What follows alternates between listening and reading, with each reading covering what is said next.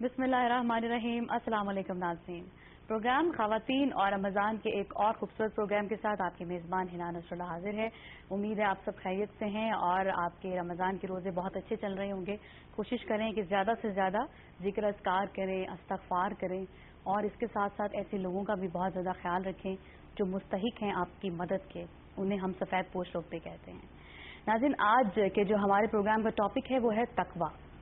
تقوی جو ہے وہ نفس کی بیداری کا نام ہے، یعنی جو کہ خدا ترسی سے آتا ہے اور احساس ذمہ داری سے آتا ہے، یعنی ہمارے دل میں اللہ کا خوف پیدا ہو، احساس ذمہ داری ہو، اللہ کے سامنے جواب دہی کا احساس ہو، ضمیر کی بیداری ہو اور بندہ ہونے کا شعور ہو۔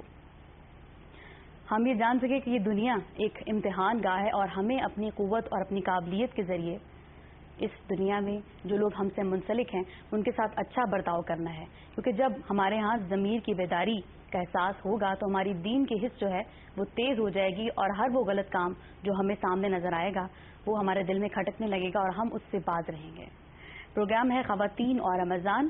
ہم اس پروگرام میں جو ہے ایک موضوع لے کے آپ کے ساتھ آتے ہیں، آپ ہمیں لائیو کال کرتے ہیں اور لائیو کال کے لیے آپ کی اسکرین پہ ہمارے نمبر بھی آ رہے ہوں گے، آپ ہمیں کال کر سکتے ہیں اور ہمارے ساتھ ہیں ہماری بہت پیاری بلکہ بہت ہی زیادہ پیاری میمونہ آپا۔ السلام علیکم میمونہ آپا، کیسی ہیں آپ؟ خیریت سے ہیں؟ الحمدللہ۔ مجھے یہ بتائیے کہ رمضان چل رہا ہے اور کیسی آپ کی مصروفیت چل رہی ہے رمضان میں؟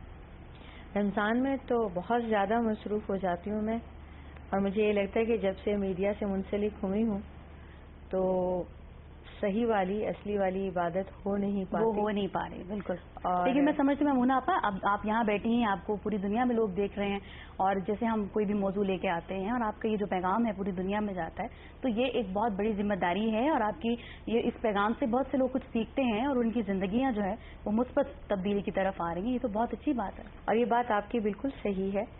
اور ابھی جیسے کہ موضوع کے اوپر آپ نے بات کی کہ یہ ضمیر کی بیداری ہے، جب اللہ تعالیٰ کسی قوم پہ عذاب نازل کرنے کا ارادہ فرماتے ہیں جی تو فرشتوں کو حکم دیتے ہیں کہ اس بستی پر، اس قوم پر عذاب نازل کیا جائے، تو فرشتے جا کر اللہ سے یہ کہتے ہیں کہ الہ العالمین، اسی بستی میں ایسے لوگ بھی ہیں جو لمحہ بھر کو تیری یاد سے غافل نہیں ہوئے، وہ ہر وقت تمہیں یاد کرتے ہیں، تو کیا عذاب ان پر بھی نازل کرنا ہے یا انہیں پہلے موت دے دی جائے؟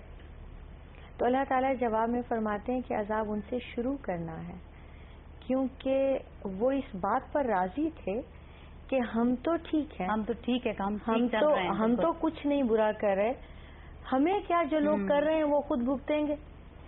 تو اصل میں یہ ضمیر کی بیداری جو ہے یہ اس طرف لے جاتی ہے، آپ کا یہ جملہ مجھے پیارا لگا، یہ آپ کو اس طرف بھی لے جاتی ہے کہ آپ کے اندر کا جو خود غرضی کا وصف ہے وہ ختم ہو جائے۔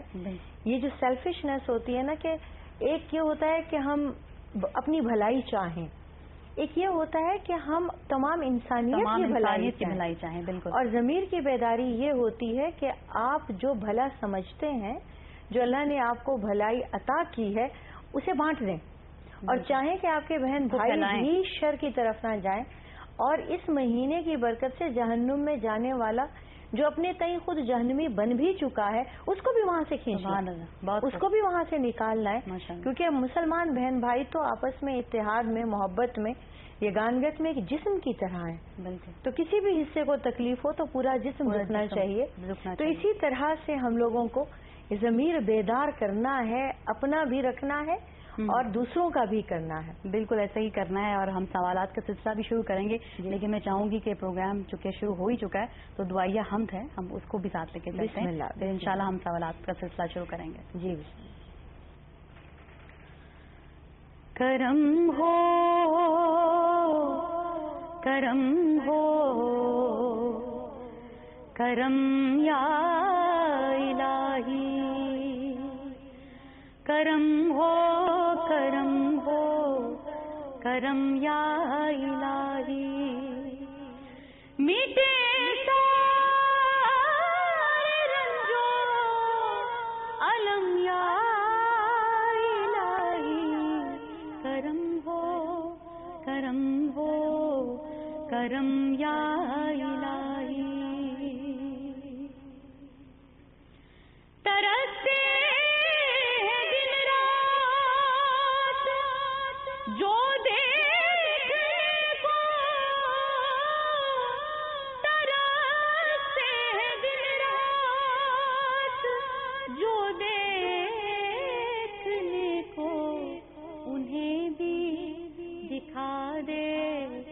حرم یا الہی انہیں بھی دکھا دے حرم یا الہی مٹے سارے رنجو علم یا الہی کرم ہو کرم ہو کرم یا الہی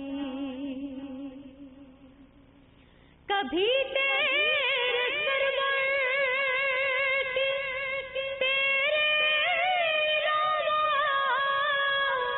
کبھی تیرے سرور کی تیرے علاوہ جبین طلب ہو نخم یا الہی جبین طلب ہو نخم یا الہی کرم ہو کرم ہو کرم یا الہی مٹے سارے رنجو علم یا الہی کرم ہو کرم ہو کرم یا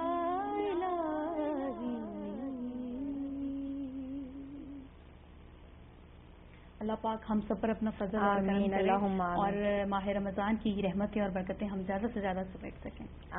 اچھا میمونہ آپا، آج کا جو ہمارے پروگرام کا ٹاپک ہے تقویٰ، میں چاہوں گی کہ قرآن و حدیث کی روشنی میں سب سے پہلے اس پہ کچھ ذکر کریں. کیا کہیں گے؟